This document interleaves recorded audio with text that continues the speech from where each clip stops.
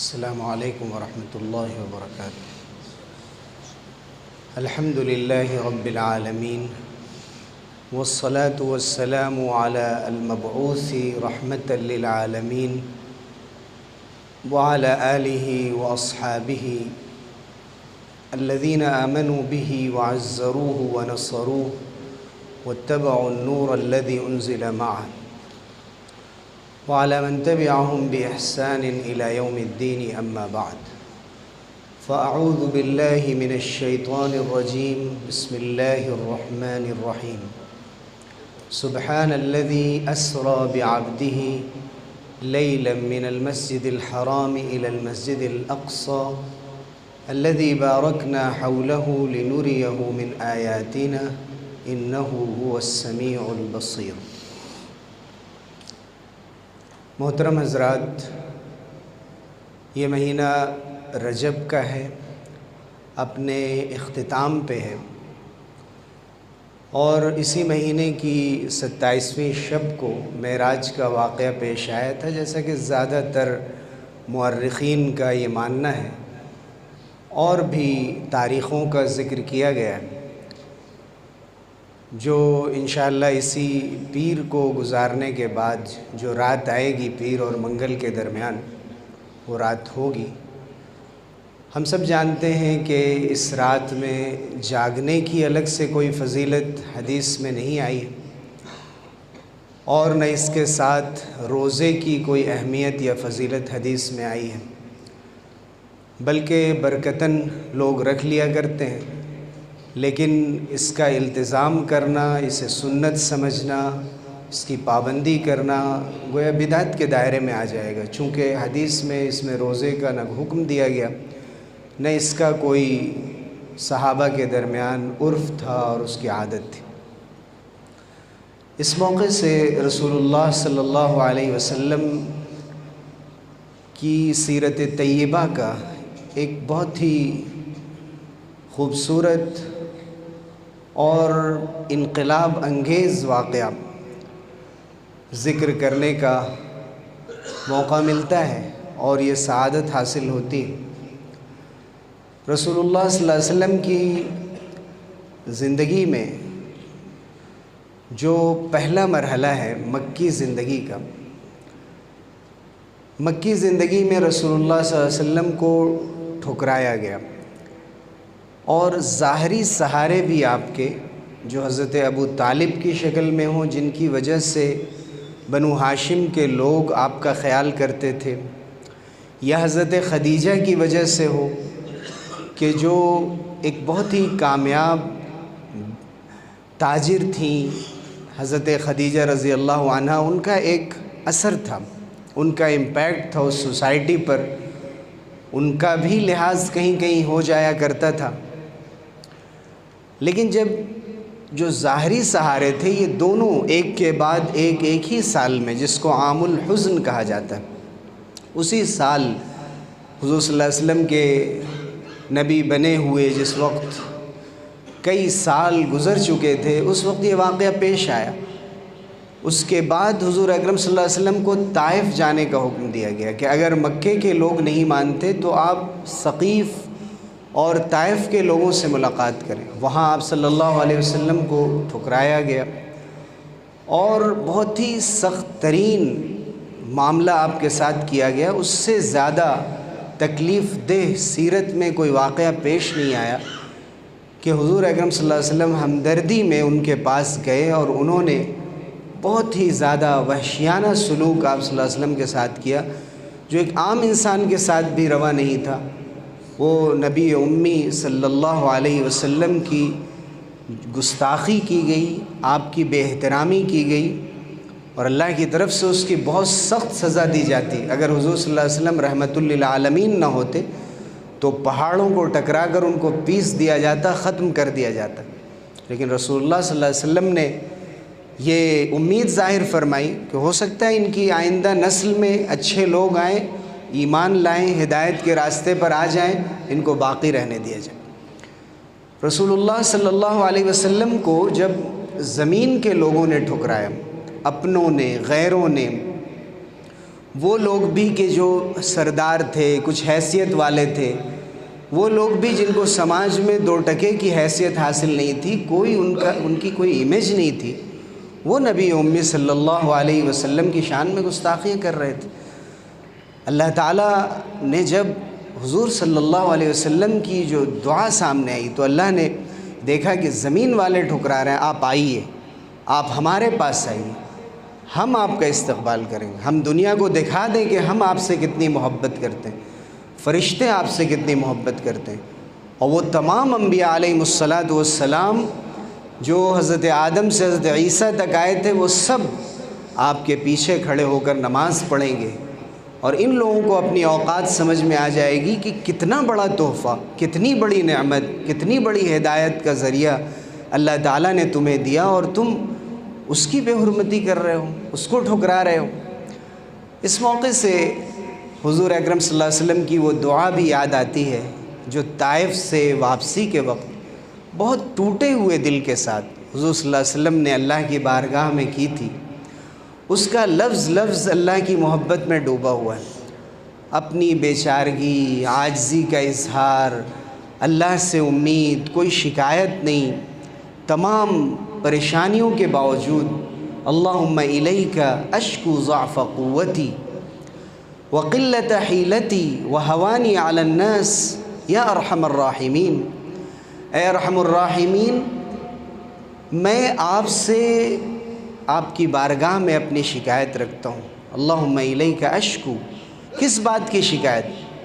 آپ کی ذات بابرکت سے ہمیں کوئی شکایت نہیں، لیکن میں یہ دعا کر رہا ہوں، اپنی بات رکھ رہا ہوں کہ میں بہت کمزور ہوں، میرے پاس طاقت نہیں ہے، وقلت حیلتی، اور کوئی تدبیر سمجھ میں نہیں آتی، معاملے کو حل کیسے کیا جائے، کیسے راستہ نکلے، اور لوگ مجھے ذلیل سمجھ رہے ہیں، وہوانی علی الناس، لوگوں نے مجھے ہلکا سمجھ لیا ہے، میں اس کی شکایت آپ کی بارگاہ میں کر رہا ہوں۔ انت رب المستضعفین، آپ کمزوروں کے رب ہیں۔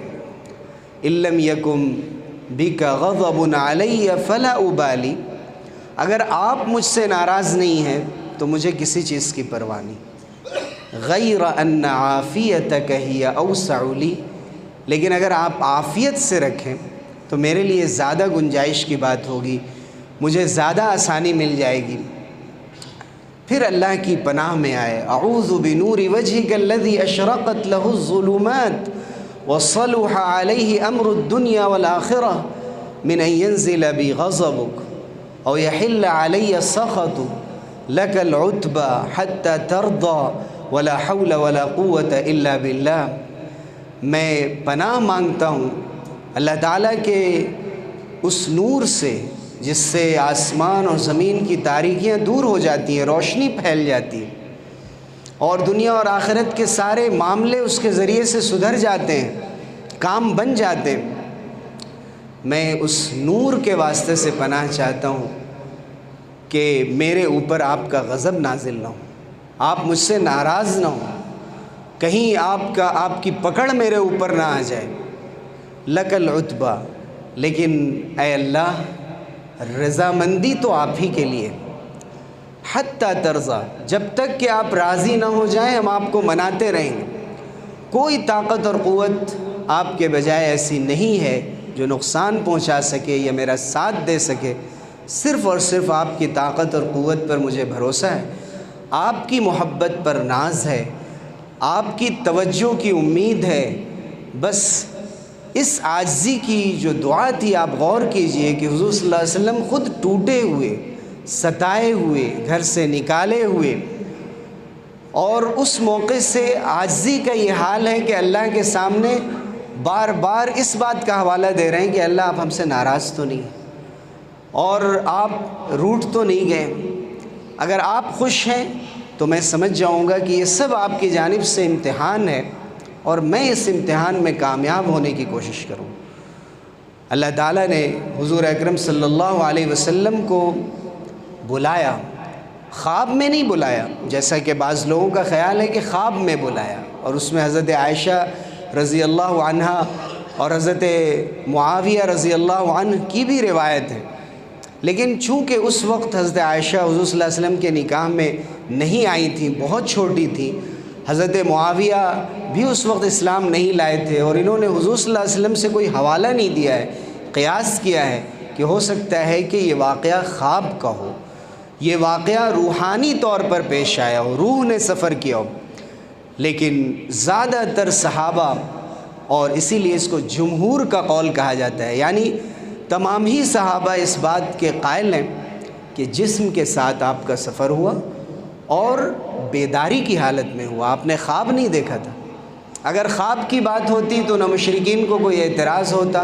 نہ یہ اتنی بڑی بات ہوتی، خواب تو کوئی بھی دیکھ سکتا ہے۔ پھر اور بھی بہت سارے حوالے ہم دے سکتے ہیں جس سے یہ ثابت کیا جا سکتا ہے کہ یہ بیداری میں یہ واقعہ پیش آیا اور جسم کے ساتھ آیا۔ حضور اکرم صلی اللہ علیہ وسلم کے ساتھ یہ واقعہ ہجرت سے تقریباً 1-1.5 سال پہلے آیا۔ اور بھی اقوال اس سلسلے میں، حضور اکرم صلی اللہ علیہ وسلم کے اس واقعے کو 45 صحابہ نے تقریباً روایت کیا ہے، اس لیے متواتر کے درجے کی یہ حدیث ہے۔ متواتر درجے کی جو حدیث ہوتی ہے اپنے حکم کے اعتبار سے وہ قرآن جیسی ہو جاتی ہے کہ اگر اس کا کوئی انکار کر دے تو وہ کافر ہو جائے گا، یعنی اتنی مضبوط حدیثیں ہوتی ہیں۔ حضور اکرم صلی اللہ علیہ وسلم کے بارے میں سورہ اسراء میں ذکر آیا شروع میں، اور سورہ نجم کی ابتدائی آیتوں میں ذکر آیا۔ سورہ اسراء میں بھی انداز بیان کرنے کا بالکل نرالا ہے، سورہ نجم میں بھی بہت ہی خوبصورتی اور محبت بھرے الفاظ میں اس کا ذکر کیا گیا۔ اسراء کے معنی ہوتے ہیں رات میں لے جانا،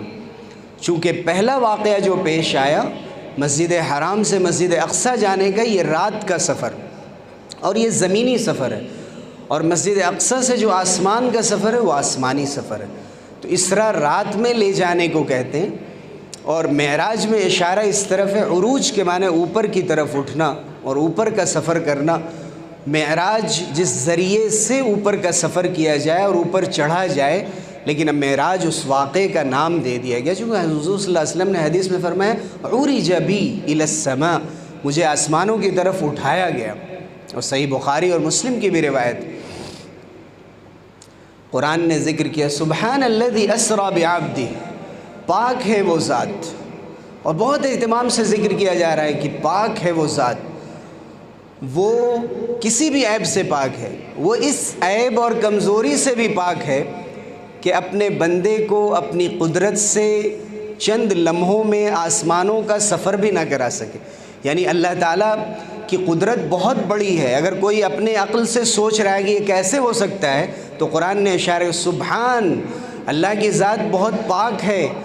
کوئی یہ نہ سمجھے کہ ایسا کیسے ہو سکتا ہے، اللہ کی قدرت ہے، اللہ نے یہ کر کے دکھایا۔ سبحان الذی اسریٰ بعبدہ، وہ ذات کے جو اپنے بندے کو لے کر گئی، بندہ کہہ کر یاد دلایا گیا کہ یہ واقعہ بہت بڑا ہے،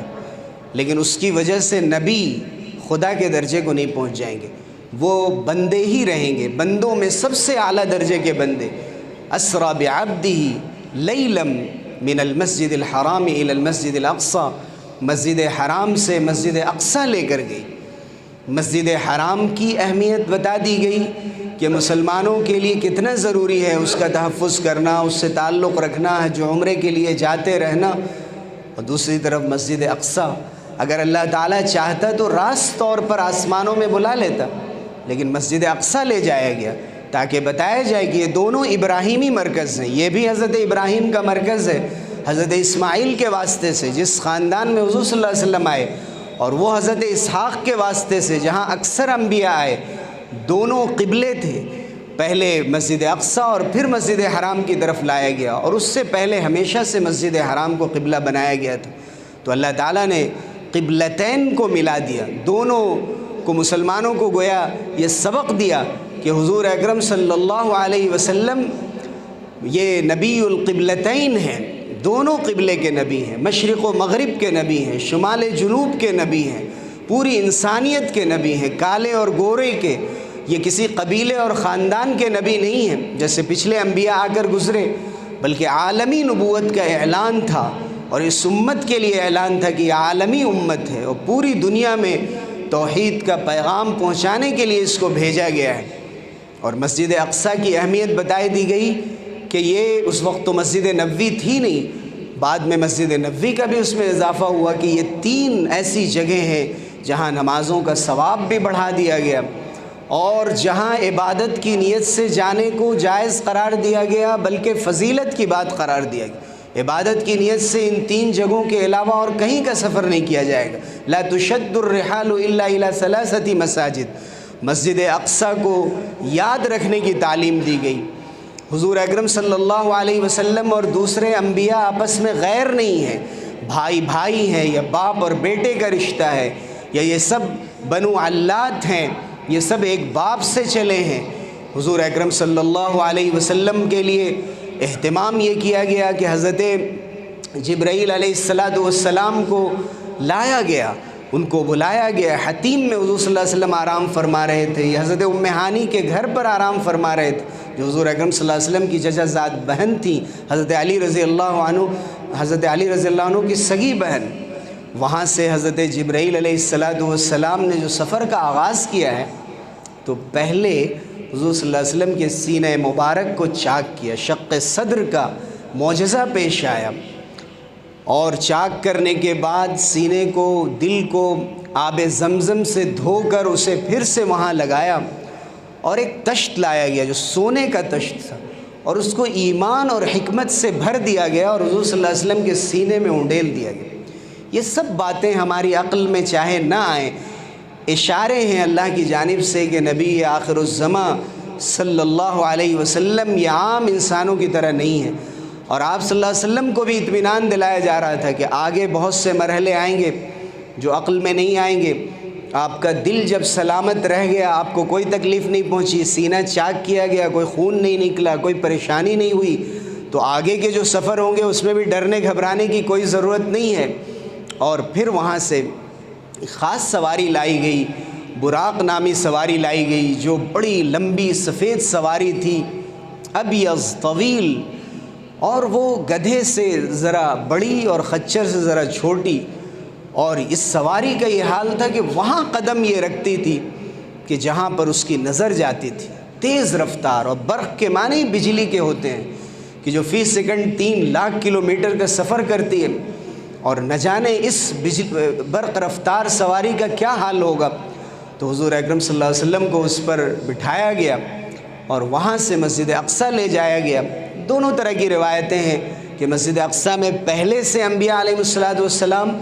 آپ کے منتظر تھے صف باندھے ہوئے، یا واپسی میں آپ نے مسجد اقصیٰ میں امامت کی، لیکن حضور صلی اللہ علیہ وسلم وہاں جب تشریف لائے تو تمام انبیاء علیہ السلام صف باندھے کھڑے تھے۔ اب ان کی روحیں کھڑی تھیں، یا اللہ تعالیٰ نے ان کو جسمانی شکل میں دوبارہ وہاں حضور صلی اللہ علیہ وسلم سے ملاقات کے لیے جمع فرما دیا تھا، لیکن وہاں کسی واقعے کا ذکر نہیں ہے کہ حضور صلی اللہ علیہ وسلم سے کوئی بات ہوئی ہو، صرف آپ نے امامت فرمائی، اور امامت فرما کے اور وہاں اپنی سواری کو آپ صلی اللہ علیہ وسلم نے اس حلقے، اس کڑے سے باندھا تھا جس سے انبیاء اپنی سواریوں کو باندھا کرتے تھے۔ اشارہ تھا کہ اسباب اختیار کیے جائیں، اپنی گاڑی کو لاک کیا جائے، پھر اللہ پر بھروسہ کیا جائے۔ اور وہاں سے آسمان کا سفر شروع ہوا۔ پوچھا گیا پہلے آسمان پر کہ کون؟ جبرائیل۔ آپ کے ساتھ کون؟ محمد۔ کیا ان کو بلایا گیا ہے؟ ارسل الیہ؟ ہاں، بلایا گیا ہے۔ دروازہ کھولا گیا، حضرت آدم علیہ السلام سے ملاقات ہوئی۔ انہوں نے فرمایا مرحبا بالنبی الصالح والاخ الصالح، صالح نبی، صالح والابن الصالح، صالح فرزند اور بیٹے کا استقبال ہو۔ حضرت آدم علیہ السلام دائیں طرف دیکھتے تو ہنسنے لگتے، بائیں طرف دیکھتے تو رونے لگتے۔ حضور صلی اللہ علیہ وسلم نے حضرت جبرائیل سے پوچھا کہ ایسا واقعہ کیوں پیش آ رہا ہے؟ تو بتایا حضرت جبرائیل نے کہ دائیں طرف ان کی نیک اولاد ہے جنتی، اور بائیں طرف جو ہیں وہ جہنمی ہیں۔ وہ اپنے جنتی اولاد کو دیکھ کر خوش ہو رہے ہیں، ان کی روحوں کو دیکھ کر، اور جو بائیں طرف ہیں ان کو دیکھ کر مایوس ہو رہے ہیں، غمگین ہو رہے ہیں۔ دوسرے آسمان میں جب لے جایا گیا تو حضرت عیسیٰ اور حضرت یحییٰ علیہ السلام سے ملاقات ہوئی۔ تیسرے آسمان میں حضرت یوسف سے، چوتھے میں حضرت ادریس سے، پانچویں میں حضرت ہارون سے، چھٹے میں حضرت موسیٰ سے، اور ساتویں آسمان پر حضرت ابراہیم علیہ السلام سے ملاقات ہوئی۔ حضرت ابراہیم ٹیک لگائے بیٹھے تھے بیت معمور سے، کہ بیت معمور خانہ کعبہ کے ٹھیک اوپر ہے، اور جس کے ارد گرد فرشتے طواف کرتے ہیں، اور ایک بار میں 70,000 فرشتے طواف کرتے ہیں، پھر وہ دوبارہ نہیں آتے، دوسرے فرشتے آیا کرتے ہیں۔ حضرت جبرائیل علیہ السلام وہاں تک حضور اکرم صلی اللہ علیہ وسلم کے ساتھ گئے، جنتوں کی سیر کرائی گئی۔ کاتب تقدیر جس قلم سے تقدیر کو لکھتا ہے، اس قلم کے چلنے کی آواز آپ نے سنی، لوح و قلم کی۔ حضور اکرم صلی اللہ علیہ وسلم کو اس سے آگے لے جایا گیا، وہاں لے جایا گیا سدرۃ المنتہا تک، کہ جس سے پہلے فرشتے بندوں کے اعمال لے جا کر پہنچا دیتے ہیں اور اللہ کی جانب سے ان کو اٹھا لیا جاتا ہے، اور اللہ کے حکم اوپر سے سدرۃ المنتہا تک آتے ہیں، اور وہاں سے جتنے بھی فرشتے ہیں وہ ریسیو کرتے ہیں۔ فرشتوں کو بھی وہاں سے آگے جانے کی اجازت نہیں ہے، حضور اکرم صلی اللہ علیہ وسلم کو وہاں تک لے جایا گیا۔ ما زاغ البصر وما طغى لقد رأى من آیات ربه الكبرى، نہ آنکھ ہٹی نہ حد سے آگے بڑھی، جہاں جہاں دیکھنے کی اجازت تھی نبی نے دیکھا، اور حد سے آگے بھی نہیں بڑھی، اور نگاہ وہاں سے ہٹی بھی نہیں جہاں دیکھنے کی اجازت تھی، اور انہوں نے اپنے رب کے قدرت کے بڑے بڑے نمونے اور بڑی بڑی نشانیاں دیکھی۔ اور یہ بھی فرمایا گیا کہ اذ یغشی السدرۃ ما یغشی، کہ جس وقت سدرۃ المنتہا پر چھا رہی تھی وہ چیز جو چھا رہی تھی، اس کو لفظوں میں بیان نہیں کیا جاتا، وہ اللہ کا نور ہے۔ اللہ کا نور اس درخت پہ، کہ جس درخت کو اللہ تعالیٰ نے عجیب و غریب بنایا، جس درخت کو اللہ تعالیٰ نے ایسا بنایا کہ سوار اگر اس کے نیچے اس کے گھنے سائے میں 100 سال تک چلتے رہیں تو چلتے رہ جائیں، اور اس پر جو پھل لگے ہوئے ہیں کلقلال مٹکوں کی طرح اس کا سائز ہے، اور جو پروانے اور پتنگے اس کے اوپر آ کر گرتے ہیں وہ سونے کے ہیں۔ عجیب عجیب صفات بیان کی گئیں، اور یہ سب ہمیں سمجھانے کے لیے بیان کی گئی ہیں۔ وہاں کی دنیا ہی الگ ہے۔ اسی میں آپ کو یاد ہے کہ حضور اکرم صلی اللہ علیہ وسلم کو اللہ تعالیٰ سے ہم کلامی کا شرف حاصل ہوا، نماز کا تحفہ دیا گیا۔ حضرت موسیٰ علیہ السلام بنی اسرائیل کے ساتھ تجربہ کر چکے تھے، تو انہوں نے یہ یاد دلایا کہ اتنی نمازیں 50 نمازیں آپ کی امت نہیں پڑھ سکے گی، اسے کم کرائیے، اور کئی مرحلوں میں اسے کم کرانے کی درخواست کی، 5 نمازیں رہ گئیں، اور اللہ کی طرف سے فرمایا گیا ما یبدل القول لدی۔ اللہ نے جب 50 نمازوں کا وعدہ کر لیا تو اب 5 پڑھنے پر بھی 50 نمازوں کا ثواب ہے، ایک نیکی 10 کے برابر ہوتی ہے، اس طرح 5 نمازوں کا ثواب 50 کے برابر باقی رکھا گیا۔ حضور اکرم صلی اللہ علیہ وسلم کو حیا آئی کہ وہ پھر جا کر اللہ تعالیٰ سے مزید درخواست کریں کہ اس کو کم کر دیا جائے، اور سورہ بقرہ کی اخیر کی دونوں آیتیں عرش کے خزانے سے حضور اکرم صلی اللہ علیہ وسلم کو عطا کی گئیں، اور اسی لیے ان آیتوں کی بھی بہت فضیلت اور برکت۔ حضور اکرم صلی اللہ علیہ وسلم کی دلداری ہوئی، ضیافت ہوئی، دل نوازی ہوئی، اللہ تعالیٰ نے آپ کو تسلی دی، اور امتحان لیا گیا لوگوں کا۔ وما جعلنا الرؤيا التي اريناك الا فتنة للناس، کہ ہم نے جو مناظر آپ کو معراج میں دکھائے وہ لوگوں کے لیے آزمائش کا ذریعہ تھے۔ مکے کے لوگ پریشان ہو گئے، یہ نہیں ہو سکتا، انہوں نے انکار کر دیا، اور بعض لوگوں نے جنہوں نے مسجد اقصیٰ کا سفر بھی کیا تھا انہوں نے تو حضور کا امتحان لینا شروع کر دیا۔ وہ جنت و جہنم کے اور آسمانوں کے بارے میں تو کچھ نہیں جانتے تھے، لیکن جب مسجد اقصیٰ کی بات سنی تو پوچھنے لگے مسجد اقصیٰ کے بارے میں بتائیے کہ کیسی ہے وہ مسجد۔ ظاہر ہے کہ حضور اکرم صلی اللہ علیہ وسلم نے ایک ایک کونے اور گوشے کو غور سے تو نہیں دیکھا تھا، لیکن اللہ نے آپ کے سامنے مسجد اقصیٰ کو سامنے لا دیا، اور آپ نے مسجد اقصیٰ کو دیکھ کر اس کے ایک ایک دروازے کو، اس کے ممبر و محراب کو، بالکل اس کی ایسی ہی داستان اور اس کی صفت بیان کی جیسی مسجد اقصیٰ ہے۔ لوگوں کو تعجب ہوا، اور بہت سے لوگوں نے مان بھی لیا، لیکن تصدیق کرنے کو تیار نہیں ہوئے۔ اگر کسی نے تصدیق کی تو حضرت ابوبکر صدیق رضی اللہ عنہ، لوگ ان کے پاس آئے اور کہا کہ یہ کیسے ہو سکتا ہے؟ انہوں نے کہا کہ اس سے بڑی بڑی خبریں حضور اکرم صلی اللہ علیہ وسلم ہمیں دیتے ہیں۔ اذا قال ھذا فقد صدق، اگر حضور صلی اللہ علیہ وسلم نے یہ بات کہی ہے تو انہوں نے سچ کہا۔ وہ ہمیں بتاتے ہیں کہ ان کے پاس وحی آتی ہے، ان کے پاس فرشتے آتے ہیں، اور ہم اس کو تسلیم کرتے ہیں، یہ تو اس کے مقابلے میں کمتر بات۔ اسی لیے حضور اکرم صلی اللہ علیہ وسلم نے فرمایا کہ ما عرضت الاسلام على احد الا كانت له كبوة الا ابا بکر فلم يتلعثم، صرف ابو بکر وہ ہیں، میں نے کسی کو بھی اسلام پیش کیا تو اسے ذرا سوچنا پڑا، بس وہ پیش ہوا، غور و فکر کیا، اس نے پیچھے پلٹ گیا، پھر غور و فکر کے بعد اسلام لایا یا نہیں لایا، لیکن ابو بکر کو جیسے ہی ہم نے کہا ذرا بھی نہیں ہچکچائے اور پہلی پیشکش میں انہوں نے اسلام قبول کیا۔ تو حضرت ابو بکر صدیق رضی اللہ عنہ کے اس عمل سے یہ سبق ملتا ہے کہ تصدیق اصل ہے۔ حضور اکرم صلی اللہ علیہ وسلم کے اس واقعے میں کئی سبق جمع ہو گئے۔ ایک تو یہ کہ اللہ کی قدرت کا اظہار ہے، جہاں سائنس بھی فیل ہو جاتی ہے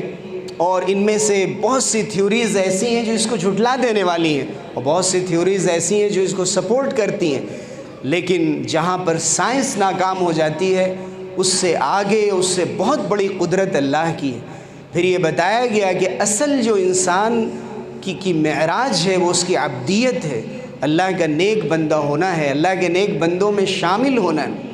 پھر یہ بتایا گیا کہ حضور اکرم صلی اللہ علیہ وسلم کی تصدیق اور آپ پر ایمان، آپ سے محبت، آپ کے واقعات سے اور آپ کی سیرت سے لگاؤ اور اس کا مطالعہ کتنا ضروری ہے۔ پھر اس کے ساتھ ساتھ یہ سبق دیا گیا کہ زندگی میں اسباب اختیار کرنے پڑتے ہیں، اسے اتحاد امت کا سبق دیا گیا کہ اللہ نے تمام انبیاء کو ایک جگہ لا کر جمع کر دیا تاکہ انسانیت میں اتحاد ہو، لوگ آپس میں مل کر رہیں، بھائی بھائی بن کر رہیں۔ اس کے ساتھ ایک سبق وہ بھی ہے کہ جب اسراء کے بعد معراج کا سلسلہ شروع ہو رہا تھا اور حضرت جبریل نے آپ کو دودھ اور شراب دونوں کے پیالے پیش کیے تھے تو حضور اکرم صلی اللہ علیہ وسلم نے دودھ کا پیالہ لے لیا تھا، تو حضرت جبریل نے فرمایا ہدیت للفطرہ،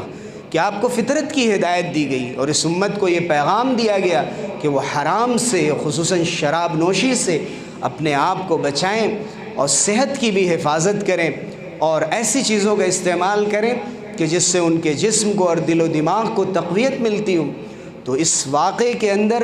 بہت سارے سبق جمع ہو گئے اور سب سے بڑا سبق حضور صلی اللہ علیہ وسلم کا عالمی ہونا ہے